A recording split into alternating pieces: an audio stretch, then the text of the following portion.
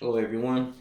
So, just spirit to me, YouTube is doing a new policy at this moment right now.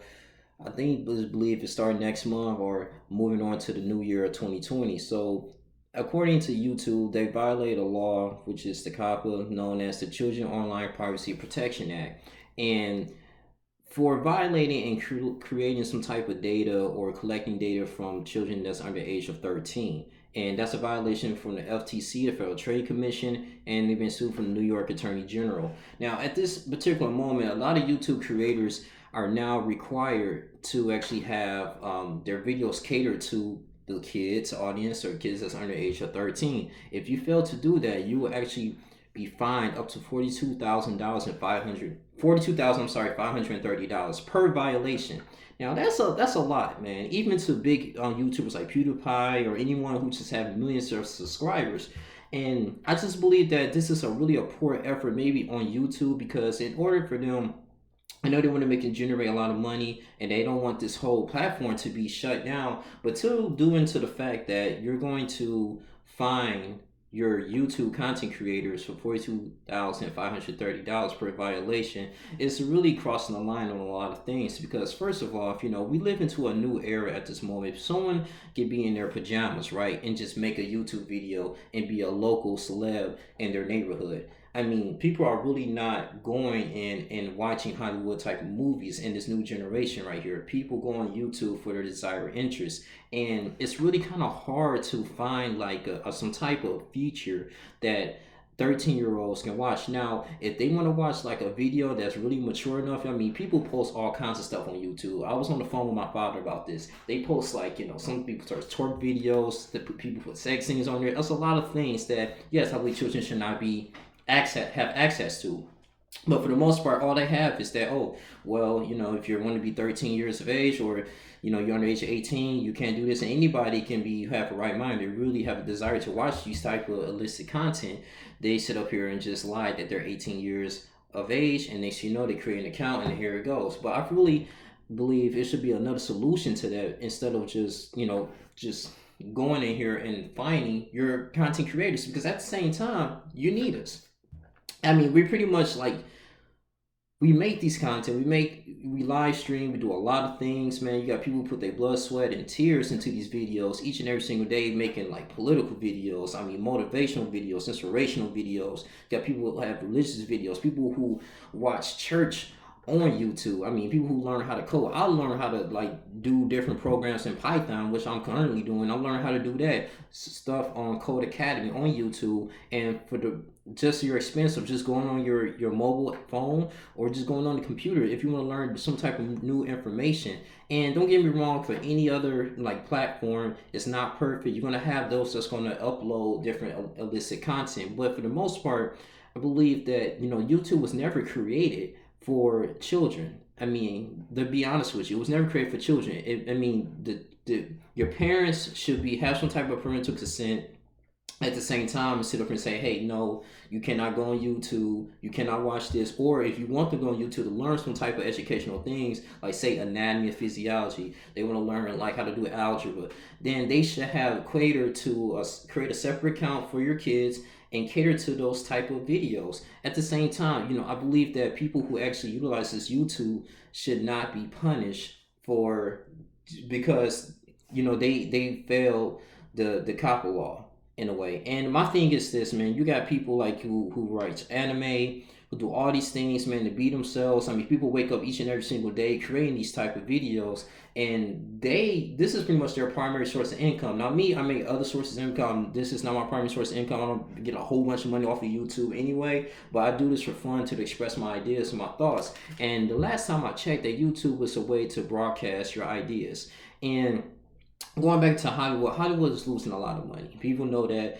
and you got people that's not really going here and watching Hollywood movies like that. Not in this generation. People don't even watch TV like that, like they used to, because of YouTube. People get their news off of YouTube, and they actually want to hear other people's perspectives instead of like NBC's, ABC's, or, you know, Fox 2 News. And some people just turn it all away. I mean, at the same time, though, people just go into their desired things that they want to learn. People want to learn how to wrestle. People want to learn how to sew or garden.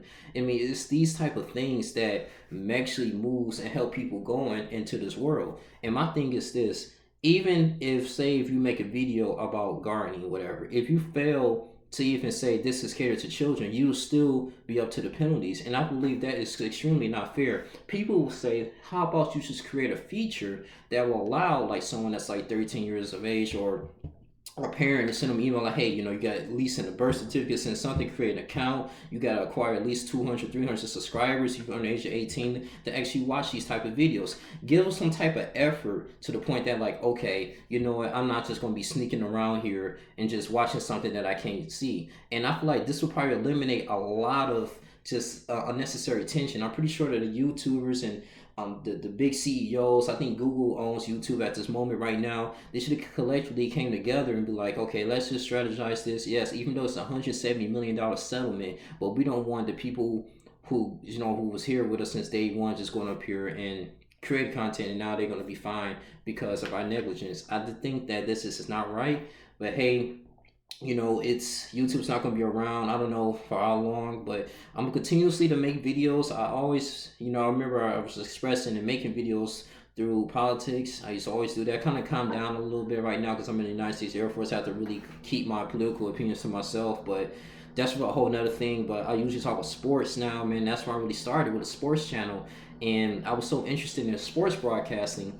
And you know, even though I didn't really play in an organized team in football or basketball. I mean, I played basketball and football back in the day, you know, just for fun.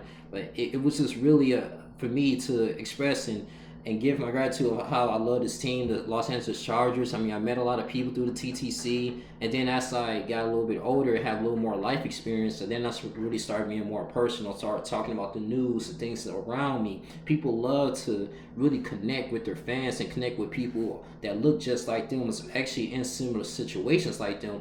And YouTube provides that type of platform, that type of stream, that type of avenue to be like, you know what, it's somebody out here that's just like me going through the same stuff, but if I can see how his life is transitioning, he's doing it, I can do it. Some people watch this for entertainment. You got professors that utilize this stuff for their leverage and, you know, to check and to see how the progression of their students are, man, and see and check their teaching styles. I mean, I learned how a bill becomes a law actually through a civics class in the 8th grade, but you can literally type in any type of thing in YouTube, like any platform.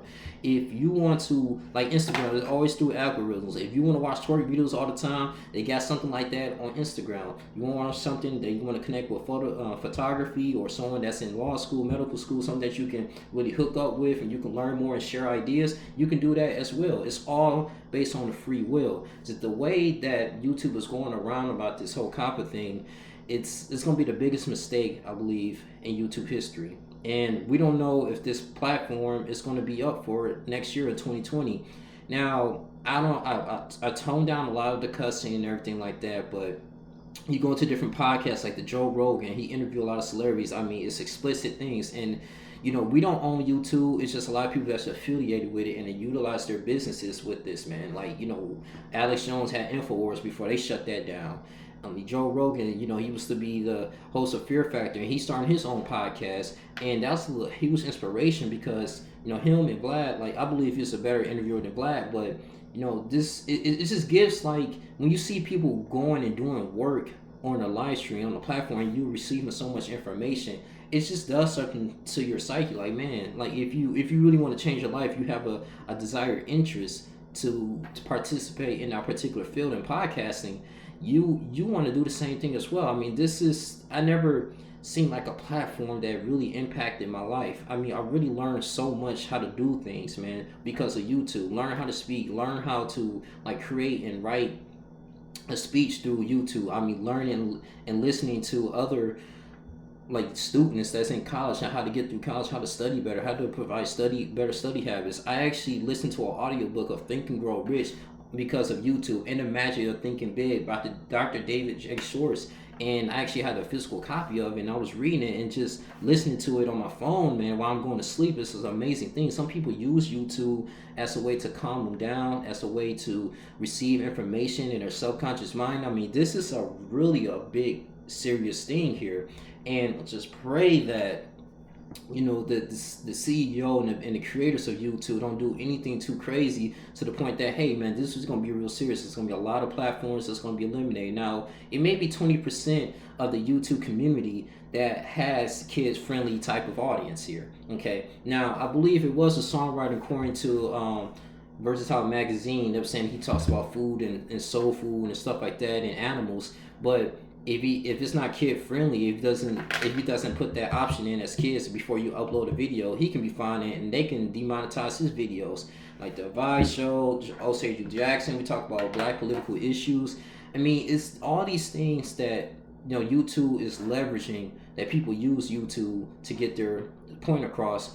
I mean, it's a really serious thing, and it's just hate to see that receiving that email, and you really can't be yourself. I mean, people gonna be start censoring these stuff, man. But it is what it is, man. And only thing we can do, I mean, if YouTube creators just continuously to make videos, and just see what happens.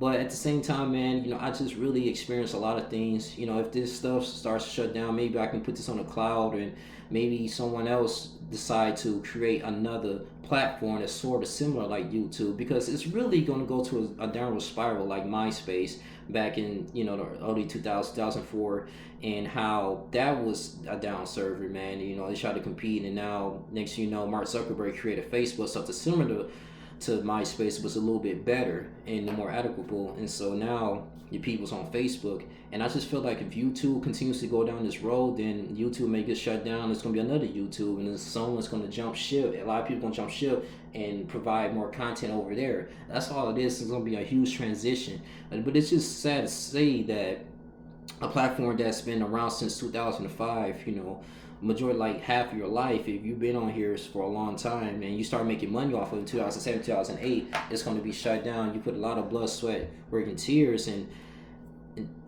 building your confidence up on this thing. And I knew that YouTube was going to be here forever, and I'm not just saying it's going to be deleted, it's going to be done, but it's just not looking good at this moment, man. And the Children Online Privacy Protection Act, you get $170 million settlement from this for violating, collecting information with those under age 13. It's really not a good thing, but at the same time, they don't want to lose all that money. And I just feel like it's a lot of companies like Hollywood and Paramount Pictures and all these people that's just saying, hey, man, these kids where can we get a large amount of people to go in here and watch these type of movies that we're producing in a way? And I'm just saying, like, it's a new generation, people coming in to these type of platforms here like YouTube to cater to their interests and their desires. People have different personalities. People are not like, for example, like Will Smith, right? He's 50 years old. No one's not gonna, someone that's born in the early 2000s or Generation Z, or people that's born in the 90s. We heard of him and we probably know some of his work, but we're not gonna know everything he did in the 90s. And he's getting up there in age and everything. So this is why more celebrities like him started to create YouTube channels so he can cater to that new audience.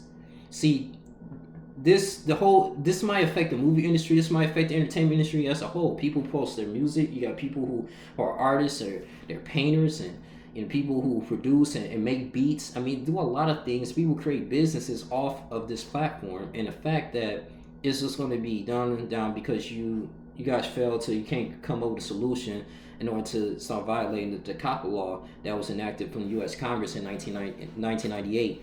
But man, at the end of the day, man, it's just really sad to see this, man. I just really would never think I was gonna make a video about how, I mean, even like a platform just really just influenced my life, man, a lot, man. I mean, learn about finance. I mean, learn about index funds, mutual funds. Learn how to create a Ameritrade account through YouTube. It's people that's watching YouTube more than the news, like I said it before, man. All the television views, live streaming views, people finding ways to watch like just video game content, man, before they play video games, before they do movie reviews. It's just a huge interaction. It's a way this can take the distractions of things that you go through in the world, and you can plug in and have this form of entertainment here. Prime example, right? Talking to BMT and me, I remember a year ago, I mean, just before I joined the military, I was just walking. I was just doing, buying my business and everything, and I was eating down. Somebody said, "Hey, you look familiar." I was like, "I look familiar." He was like, "Aren't you that dude on YouTube?" I was like, "Yeah, I'm Young Lee Jr." He's like, "Yeah, man, you was talking about this and that, man. I like that, bro. Like, keep it up." And some people in my church, man, I didn't think I knew that follow me. They were saying, "Hey, man, I like how you talked about, this is when I was talking about political reign." He was like, you talked about like just, the president or how you feel about the President Obama, all this stuff, man. And I just felt like it was just really good. And you talk about black empowerment, and that's good. That's what I like to hear. And it's just really give me hope and give me continuously motivation to continuously move on and navigate in this world here. But it gives me like guidance, man, in a way too, man, because I feel like as a platform I can really express my thoughts and my views compared to like Facebook. You can't really express your thoughts on Snapchat. I mean, but Facebook, Instagram, all that, man. I mean, this is something I can grow an audience with, and I can be interpersonal with, and I just feel just more confident in uploading videos here. And I'm not sure how long I'm going to upload videos. I don't know, but I'm gonna continuously to. I'm not gonna delete this channel. I'm not gonna do none of that. Whatever happens, happens. But I know with people don't know I'm gonna be fined by $42,000 though. But at the same time, man, you know, I really, truly, indeed love the people that subscribe to me and the people that take time out their day, because time is precious, to hear what I have to say. And I don't know all the answers of everything. I'm still learning like the next person. I'm your peer.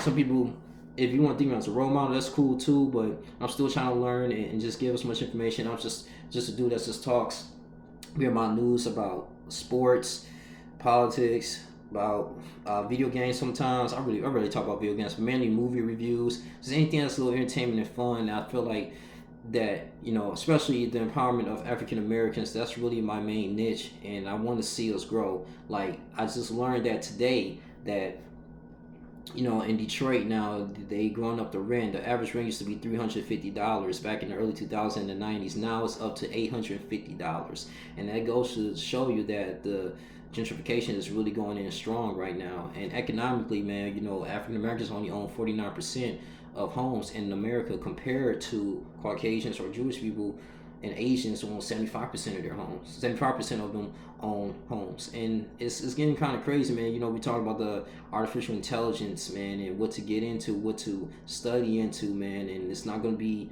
either you're going to be rich or poor. It's not going to be any middle, not in the middle class. All this stuff, man. This stuff I really displayed and talked about in my YouTube videos just come out of passion, and I was just hating for that to end, but maybe people say you create your website, put it on your own blog, but you got to start charging people there, because you got to have money in order to keep that site running. But with YouTube, you can go into something for free and learn how to do things, learn how to like fix, just on your truck or anything, man. I mean, fix your washer machine if it went down. I remember I had to do things on the furnace for my grandmother, and I didn't know how to do it, and I went on YouTube, and it went by step, literally how to do it, and me and my uncle was able to figure it out. It's just little those simple things that keeps us going in life. I feel like we're not going to really have access to that anymore, but it's sad. You guys tell me what you think. I'm damn, this video is like 18 minutes long, but that's what I really have to say about this, man. So just receive this is a bad, terrifying email, but I don't know what the future is going to hold. I'm still going to be here continuously to give videos out here, man, and just expressing my thoughts and my opinions. But you guys tell me what you guys think on this, man. It's your boy Young Lee Jr. You guys continue to like, comment, subscribe. I love you guys, man. New subscribers and old subscribers just coming in back.